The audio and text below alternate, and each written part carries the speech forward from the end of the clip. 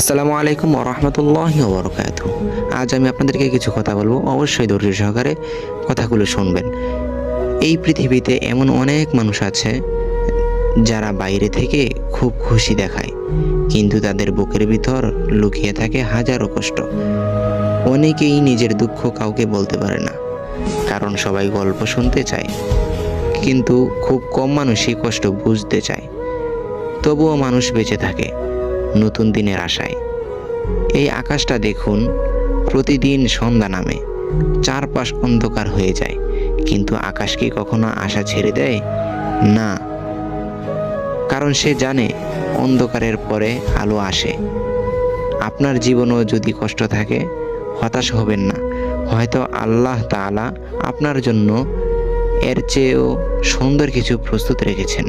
তাই ধৈর্য ধারণ করুন, সৎ থাকুন, মানুষের উপকার করুন, কারণ শেষ পর্যন্ত মানুষের জীবনে সবচেয়ে বড় সম্পদ টাকা নয়, সবচেয়ে বড় সম্পদ হলো একটি শান্ত হৃদয় আর মানুষের দোয়া।